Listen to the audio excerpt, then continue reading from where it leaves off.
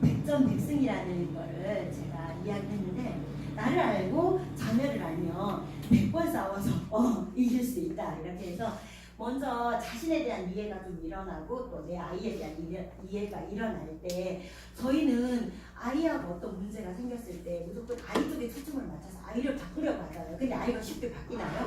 안 바뀌죠. 그래서 일단은 나 자신을 먼저 이해를 하고 또 아이를 이해할 수 있는 그런 시간이 됐으면 좋겠고, 제가 발달 단계에 관해서 강의를 하는데 태아기부터 할 거예요. 태아기부터 이제 노년에 이르기까지 할 건데, 주로 이제 아동 발달에 관해서 이제 초점을 맞춰서 강의를 하게 될 거예요. 그러는데 나는 이미 아이를 다 키운 상태인데, 아니면 나는 이미 성인이 됐는데라고 생각하실 수 있는데, 오늘 이 시간에는 한번 과거 여행을 떠나보는 거예요. 내가 엄마가 뱃속에 있을 때, 내 아이가 내 뱃속에 있었을 때, 이거 두 가지를, 나와 내 아이를 생각하시면서 과거 여행부터 한번 떠나볼 거예요. 그래서 이제 오늘 이 시간이 나도 이해를 하고 또 아이도 또 이해되는 그런 시간이 됐으면 좋겠어요. 자, 제가 결혼한 모습.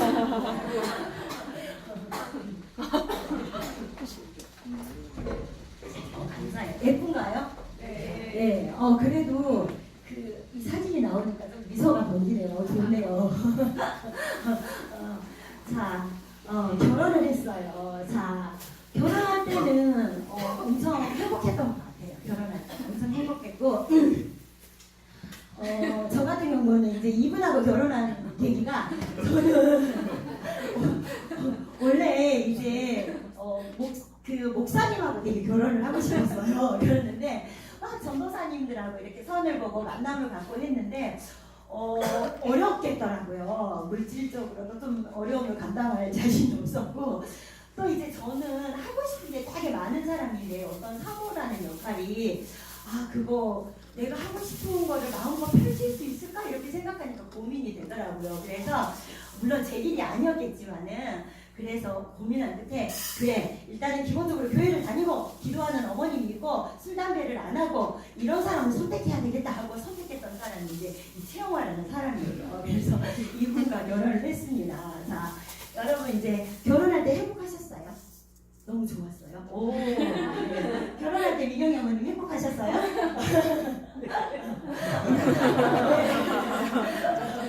웃으면서 많은 이야기가, 너무 행복했어요. 네.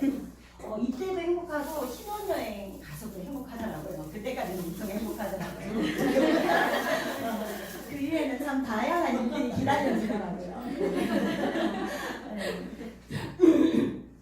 그러고 어느 날 소식을 접하게 됐어요. 어느 날 이제 저 같은 경우는 굉장히 나이가 많은 상태에서 결혼을 했는데 조금 신혼생활을 하고 싶었어요. 그러는데 어느 날 갑자기 몸이 좀 이상해서 병원에 갔더니 아기가 생겼다는 이야기를 하는 거예요. 그래서 와, 너무 신기했어요. 나 혼자였는데 내 안에 생명이 있고 지금 보이지는 않지만 나는 누군가 함께 살아가야 된다는 게 너무 신기하더라고요. 그래서 저는 이제 너무 신기했고, 저희 남편한테 아기가 생겼어? 하고 얘기했더니 첫 마디가, 아빠가 돈을 많이 벌어야 되겠네, 이렇게 하더라고요.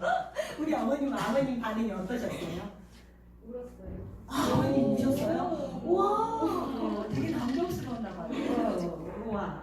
어떠셨어요, 아버님 반응이? 좋아했어요. 많이 좋아하셨어요. 네네. 너무 아이가 생겼다는 거는 너무 기쁘고 행복한 일이었던 것 같아요, 두 사람한테요. 그러는데 이전에는 그냥 어두운 꼼꼼한 데서 아기가 있다 나오나 보다 그러는데, 이제 지금은 많은 정보들이 있을 거예요. 아이도 뱃속에서 빨기도 하고, 6개월이 되면은 양수를 마시고 배뇨도 하고, 6개월 정도 되면 강한 햇볕을 쬐을 때 막 눈을 찌푸리기도 하고, 성인 여자의 음성을 다 이제 분별하고 이렇게 뱃속에서, 그리고 나오기 전에는 또 몸을 많이 움직여서 나올 준비를 해요. 그렇게 뱃속에서도 많이 아이를 태하는 운동도 하고 빨기도 하고 먹기도 하고 배려도 한다는 거.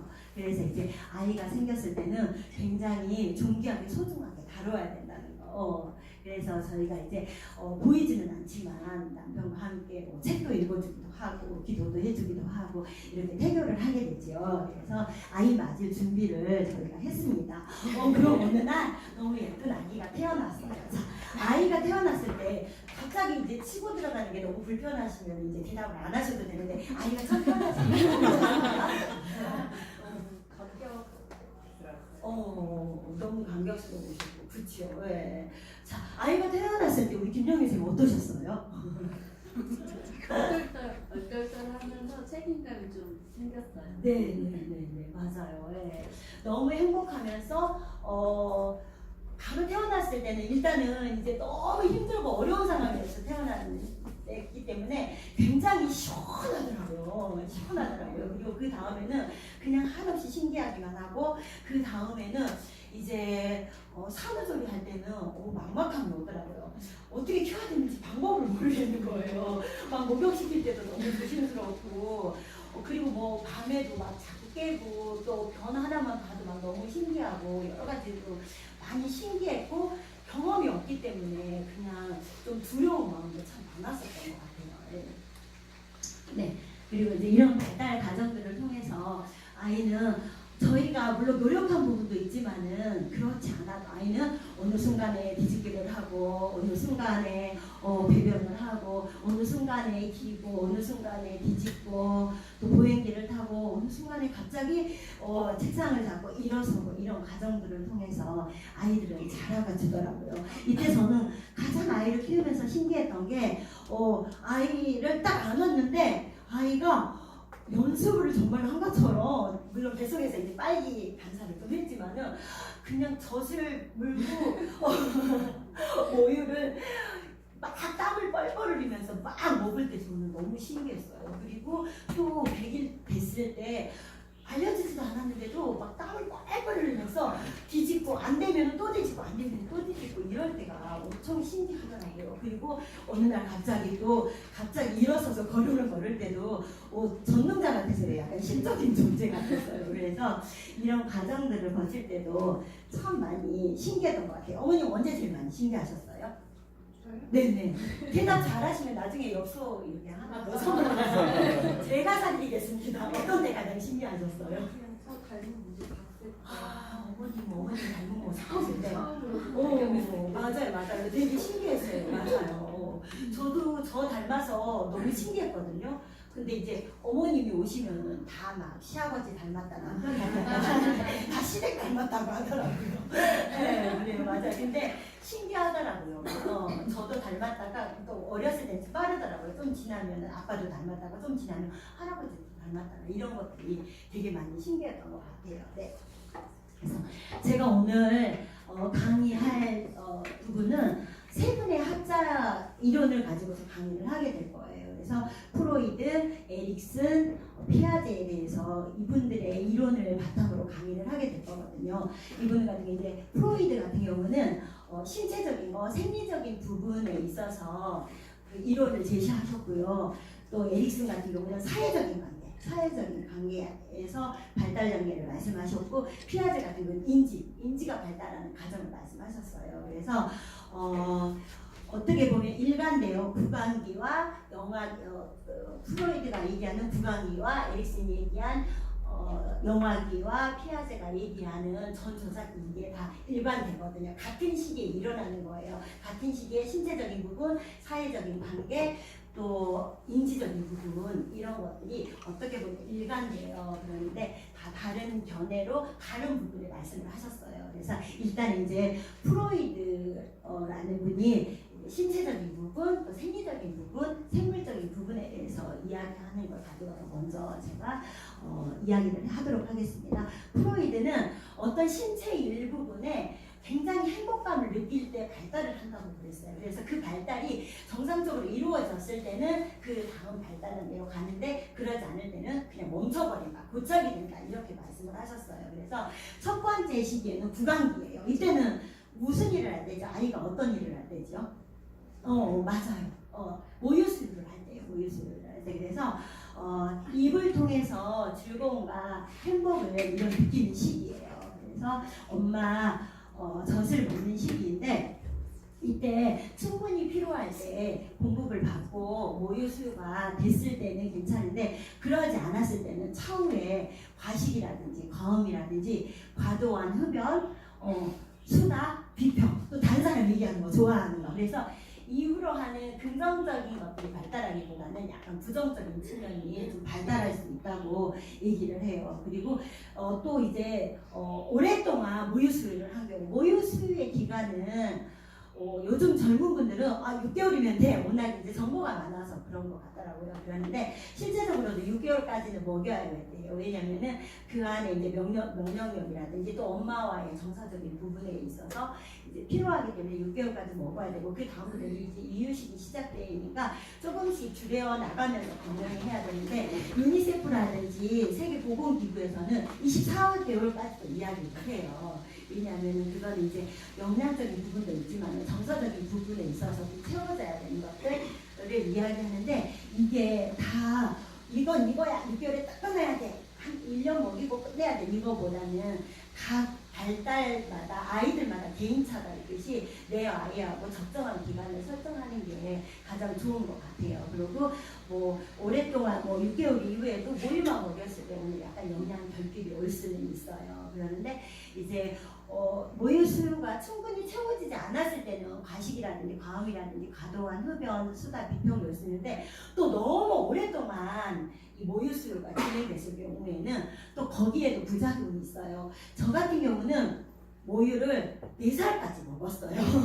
그러다 보니까 구강기적 쾌락을 얻으려는 이런 게 많아요. 이게 뭐냐면 그냥 따뜻한 게 좋고 그냥 행복한 게 좋고 달콤한 게 좋고 그래서 누군가 싫은 얘기를 한다든지 누군가 나한테 어떤 긴장감을 준다든지 이렇게 뭔가 불편한 요소를 줬을 때 그거를 견뎌내는 힘이 되게 약하더라고요. 그래서 이런 부분이 구강적 쾌락을 얻으려는 부분인가 보다 그렇게 제가 이해를 했거든요. 그래서 너무 짧게도 어려움을 겪고 너무 안 채워줘도 어려움을 겪지만은 너무 또 과다한 만족을 얻었을 때는 또 이런 부분도 있다는 것도 좀 기억을 하시면 좋을 것 같아요. 자, 여러분은 충분한 모유 수유가 진행되셨어요, 아이들? 나는 충분히 모유 수유가 됐나요? 아니면 저처럼 과도하게 저 4살까지 먹었어요. 아니면 저처럼 이렇게 오랫동안 모유 수유 하신 분 있으세요? 엄마가 젖을 5살까지 먹였다 이런 분. 그럼요. 네. 제가 좀 그렇게 컸어요. 이렇게 한번 여쭤보고 지나가는 거는 이제 강의를 들으면서 나도 생각하고 내 아이의 발달 과정도 생각하라는 의미에서 제가 한번 더 여쭤보고 지나갔고요. 다음은 이제 학문기예요. 학문에서 어떤 행복감을 느껴야지 되는 시기인데 이때는 이제 배변하는 시기예요. 배변하는 시기. 학문적 활동을 통해 즐거움을 얻는데 배설물을 배출함으로 인해서 긴장감과 불편함이 감소되는데 이제 어떤 아이 같은 경우는 너무 엄격하게 배변 훈련을 받아서 참는 거예요. 그냥 참고 보는 거예요. 그러면은 참다 보면은 이 수축했을 때 그때의 즐거움을 느끼게 돼요. 그리고 너무 원활하게 막 참지 않고 아무 데서나 막 하고 싶은데 뭐 하루에 한 5번, 10번 이렇게 하면은 이해하는 데서 즐거움을 느끼게 되는 거예요. 그래서 이거에 있어서 너무 엄격하게 배변 훈련을 받았을 경우에는 강박적 항문기적 성격이 발생하는데 이거 같은 경우는 너무 이제 늘 뭔가 늘 긴장되어 있기 때문에 많이 깨끗한 걸 추구해서 너무 지나치게 막 청결함을 추구한다든지 아니면은 돈이 들어오면 나갈지 몰라요. 일단 모으고 가야 돼. 계속 항문을 수축하듯이 일단 모으고 먹는 거야. 그래서 모으고 먹는 거고 또 이제 규칙 이런 부분도 솔직히 어느 부분에서는 지킬 수도 있고 안 지킬 수도 있는데 안 지킬 여유가 없는 거예요. 그냥 모든 규칙은 다 지켜야 되고 융통성이 없는 성격으로 좀 발전할 수 있고요. 또 이완이라든지 쾌감을 많이 느낀 아이 같은 경우는 폭발적인 항문기적인 성격이에요. 그래서 너무 자주 배변하게 돼요. 자주 배변하는 아이들이죠. 이런 아이들 같은 경우는 이제 차후에 약간 이제 돈이 들어오면 일단 쓰고 보자. 그리고 조금 뭐 어디가 져서 그럴 수도 있지 뭐 또 여기 있을 수도 있고 책도 여기 있을 수도 있고 뭐 뭐 그릇도 여기 있을 수도 있지. 이렇게 깨끗하고 청결한 것보다는 그냥 이제 마음이 풍족한 거죠. 여기저기 뭐 이렇게 많이 어지러운 성격으로 발전할 수도 있어요. 그래서 가장 이제 적절한 거는 엄마 저 화장실 가고 싶어요. 그러면은 아이가 요구를 했을 때 그래 참 잘했어 하면서 이제 화장실 가서 이렇게 배변하고 이런 것들 아이가 어떤 이야기 했을 때 또 엄마가 거기에 반응을 하면서 함께 이렇게 잘 상호작용하면서 해 나가는 게 또 중요한 것 같아요. 그리고 세 번째 이제 남근기가 이제 좀 굉장히 중요한 시기예요. 중요한 시기네. 다른 부분도 굉장히 중요하지만은 남근기가 굉장히 좀 중요한 사회 생활을 하는데 좀 중요한 영향을 주는 부분이 있어요. 그건 뭐냐면은 남근기는 이제 3세에서 6세인데 이때는 다른 데도 좋으셔야 되지만 이때는 특히 부부관계가 되게 좋으셔야 돼요. 이때 이제 심리적으로 이제 좀 많이 컸기 때문에 엄마 아빠 사이에 약간 이제 약간 인지 능력이 생기고 또 생활을 하다 보니까 아빠가 너무 좋아지고 엄마가 너무 좋아져요. 그래서 엄마 아빠 사이에 끼어서 엄마를 차지하고 싶은 마음, 아빠를 차지하고 싶은 이런 마음이 생기는데요. 그래서 전문적으로 오디푸스 컴플렉스, 엘렉트라 컴플렉스라는 용어를 쓰는데 오디푸스 컴플렉스는 이제 아들이 엄마를 차지하고 싶어서 아빠와 경쟁하는 구도고요. 엘라트레 콤플렉스는 이제 딸이 엄마하고 경쟁 상대가 돼서 아빠를 좀 차지하고 싶어하는 이런 마음이 생기는 거예요. 그래서 이때는 예를 들어서 엄마 아빠가 둘이 사이좋게 잠을 자려고 그래요. 그러면은 아들이 나 엄마랑 같이 자고 싶어 이럴 때는 이제 엄마가 그래 우쭈쭈쭈 우리 아들 오늘 아빠가 술을 먹고 와서 안 그래도 자고 싶지 않았어 아들 엄마랑 잘까 하고 이렇게 자거나 아니면 또 반대적으로 또 나는 아빠가 좋아 아빠랑 결혼할 거야 이렇게 했을 때 그래 우리 딸 아빠는 너밖에 없어 이렇게 딸하고 아빠들 많으시죠. 이렇게 했을 경우에는 아이들이 이런 때 안 돼 이제는 네가 많이 컸으니까 너 혼자 잠을 자야 돼 아니야 아빠는 엄마랑 결혼을 했어 이런 식으로 해서 건강한 엄마 아빠 관계를 알려주면서 아이한테 적절한 체념 적절한 좌절감을 느끼게 해야 되는 시기예요. 근데 그러지 않았을 경우에 내가 아빠를 차지하고 싶었는데 아빠를 차지했어요. 그러면은 본의적인 부분에서 내가 방어될 수 있다는 이런 마음이 생기게 돼요. 그래서 차후에 어떤 이제 사회적인 체계에 들어갔을 때 권위자한테 순응하는 게 좀 어려울 수도 있어요. 그리고 또 이제 내가 내 마음대로 내가 아빠를 차지하고 내가 그 권위적인 위치에 올라가기 때문에 내 마음대로 모든 것들을 할 수 있다는 이런 것들이 심어지면서 내 마음대로 하다 보면은 차후에 이제 부모님 말씀은 물론이고 나중에 선생님이라든지 아니면 사회생활 할 때는 사장님이라든지 아니면 차후에 어떤 문제가 있어서 어떤 상담가의 이야기를 듣는다 그러면은 그런 이야기를 잘 들을 수 있을까요? 들을 수 없을까요? 내가 최고이기 때문에 좀 들을 수 없는 이런 상황이 발생할 수도 있어요. 그래서 이 시기 때는 그 어느 때보다도 부부 관계가 좋아서 아이한테 적절한 좌절이라든지 적절한 체념을 느끼게 해주는 게 좋다는 거고 그렇게 했을 때 적절한 체념과 좌절감을 맛본 아이들은 안 되겠다. 내가 엄마를 차지할 수는 없구나. 아빠를 차지할 수 없구나. 이러면서 엄마 아빠를 동일시해요. 그건 어떤 얘기냐면 엄마를 보면서 나도 아빠를 차지할 수 없지만은 우리 아빠를 보니까 엄마를 좋아해. 엄마의 어떤 면을 좋아할까? 그러면서 엄마의 탐색점이 들어가서 엄마를 배우기 시작합니다. 엄마를 그대로 모방을 합니다. 그래서 그거를 실제 삶에서는 할 수 없기 때문에 무엇을 많이 하냐면 역할놀이를 엄청 많이 합니다. 그래서 집에서도 많이 하고 아이들이 역할놀이 많이 하는 시기가 있었죠. 집에서도 많이 하고 어린이집에서도 많이 하고 미술학원에서도 오면 그 전날 있었던 걸 다 지어서 여보 여기 숟가락 좀 놔주세요. 안돼 나 지금 신문 봐야 돼. 이렇게 그대로 재현을 합니다. 그래서 이때는 부부관계도 좋아야 되고 또 아이가 나를 보고 배운다는 거 이런 것들도 생각하시면서 엄마 아빠 동일시가 일어난다는 거 그래서 역할놀이 하는 게 그냥 단순한 건 아니고 여기에서 엄마라는 역할, 아빠라는 역할 그리고 또 하나 성 역할에 대해서 배워요. 아빠는 남자고 이렇고 엄마는 여자고 이렇고라고. 그래서 이제 7세가 되면은 이제 성 정체가 이제 아이들이 또 생기는 시기거든요. 그리고 그 다음은 장복기인데 이때는 이제 초등학교 시기를 생각하시면 돼요. 열심히 배우고 자신을 갈고 닦는 시기이기 때문에 이때는 신체적으로 어떤 부분에 쾌감을 느끼거나 이러지 않고 그냥 다 억압을 해요. 일단은 배우고 나를 가르고 닦아야 되겠다. 왜냐면 이때는 이제 또래 집단과 어울리면서 자극을 많이 받는 시기거든요. 그렇기 때문에 이 잠복기 때는 어떤 이제 신체적인 부분에 행복감을 느끼는 그거는 잠깐 억압돼요. 그렇기 때문에 이제 성국이 이때는 이제 중학생 이때 시기로 보면 돼요. 이때 그렇기 때문에 이제 중학생들이 굉장히 위험한 거예요. 왜냐면 억압됐던 만큼 이제 그게 확 올라오니까 더 어떤 몸으로서 즐거움을 느끼고 하는 게 더 강할 수밖에 없고 이때는 또 위험한 게 이전에는 다 내 몸이었잖아요. 구강이라든지 항기 내 몸이었는데 이때는 약간 이성한테 관심이 있으면서 이성을 통해서 이런 신체적인 만족감을 얻고자 하는 거가 있기 때문에 약간 좀 위험한 시기라고 볼 수 있어요. 네. 그래서 이제 에릭슨에 대해서 이야기를 해드릴게요. 에릭슨이라는 분은 심리사회 발달 단계를 얘기했는데 이때는 이전에는 어떤 내 몸에 관련되었고 나에 관련되는 거였다면은 이 부분은 이제 사회적인 관계, 나 외에 다른 사람과의 관계 안에서 발달하는 거예요. 그러면 첫 번째 사람은 누구예요? 아이가 첫 번째로 만나는 사람은 엄마지요. 왜? 어려운 거 물어본 거 아니에요. 엄마지, 엄마 맞아요. 아이가 첫 번째 시기에는 아까 우리가 얘기했던 구강기 시기예요. 아이가 엄마 뱃속에 있었어요.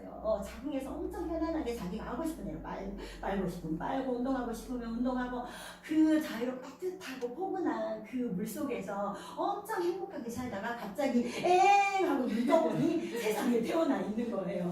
그래서 인간은 굉장히 모험심이 발달했기 때문에 내가 이 세상이 안전한가 안전하지 않는가 두들겨 보는 거예요. 그래서 엥 하고 한번 물어봐요. 그러면은 놀랍게도 엄마는 그걸 알아듣고 엥 했는데 와서 내가 뭐 젖을 물려주고 엥 했는데 와서 기저귀를 갈아주고 이렇게 했을 때 와 이 세상 자궁간 좀 다르지만 한번 살아봐야 되겠다 하고 안정감을 느껴요. 그러는데 엥 하고 울었는데도 내가 원하는 이제 먹을 게 오지 않고 엥 하고 울었는데도 축축한 채로 막 하루 종일 있어야 돼. 그러면은 이거는 도대체 어떤 세상이야? 약간 우리가 우주에 던져진 이런 느낌? 그래서 내가 이 불안한 세상에서 살 수 있을까? 라는 생각이 들면서 이제 불안함을 경험하게 되는 거예요. 안전함을 경험하는 게 아니고 불안함을 경험하게 되는 거죠. 그러면은 안전함을 경험했을 때는 믿어볼 만하다. 한번 살아보자. 그러는데 불안이 왔을 때는 내가 뭐 일어나서 걸을 수도 없고 내가 어떻게 살아야 되나 스스로가 스스로를 책임져야 되는 상황이기 때문에 굉장히 불안하면서 세상에 대한 불신감을 느끼게 되는 거예요. 그래서 이때는 가장 엄마가 해야 되는 게 알아차리는 거. 하고 울었을 때 나는 모유를 먹여달라는데 기저귀를 갈고 있어봐요. 그러면 얼마나 화가 나겠어요. 그치요? 그리고 나는 기저귀를 좀 갈아달라는데 모유를 물었을 때 가끔 이가 없는데 꽉 깨물 때 있었잖아요. 그쵸? 그런 경험 없으신가 봐요. 저 약간 못 알아차렸을 때 우리 아이는 물더라고요. 이빨 없는데도.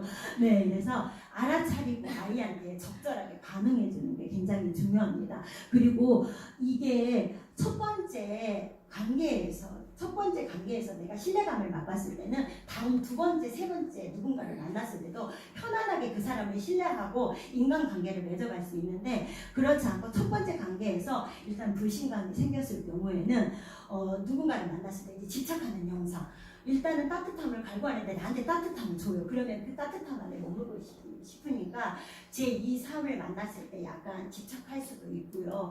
또 이제 뭐 의처증, 너무 좋은데 뺏기고 싶지 않아서 약간 의처증, 또 나한테 좀 엄마의 대상을 늘 찾는 거죠. 엄마 같은 대상을. 그래서 좀 따뜻하거나 좀 내 마음 알아주거나 내 생각 알아주면은 그냥 의존해버리는 거, 나를 다 맡겨버리는 거.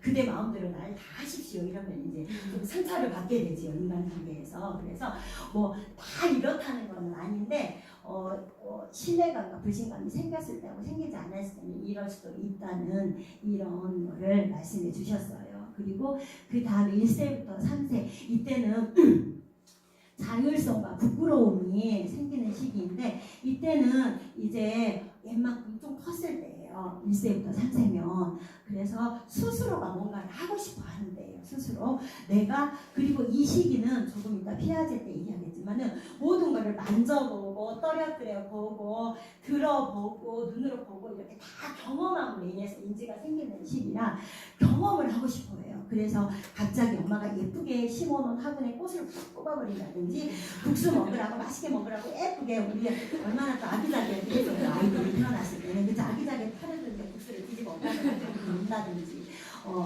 이런 것들 저희 아이 같은 경우는 굉장히 자율성이 뛰어난 아이였어요. 그래서 제가 이제 사진을 좀 보여드릴까 하고 막 찾아보니까 서랍 안에서 노는 장면이 있더라고요. 그러면 서랍 안에서 놀았다는 거는 그 서랍 안에 있는 아이들을 다 꺼냈다는 얘기거든요. 그래서 그거를 정말 매일매일 반복했어요.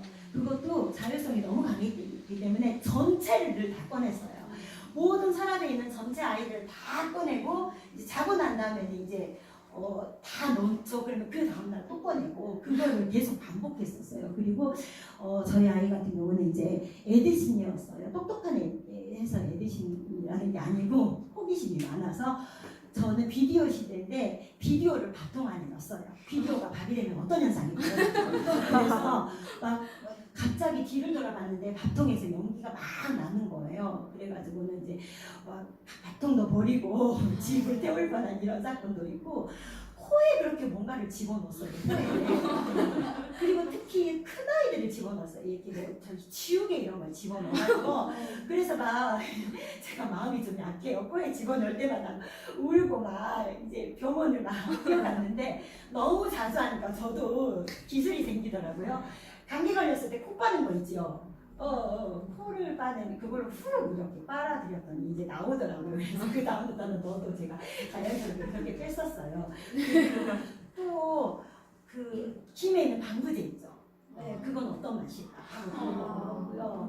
이제 최고의 사건은 엘리베이터 사건이에요. 엘리베이터가 너무 신기한 거예요. 어느 순간에 버튼만 누르면 문이 열렸다 닫았다 그러는데 이때 하필 할머니만 분이 타셨어요. 근데 할머니께서는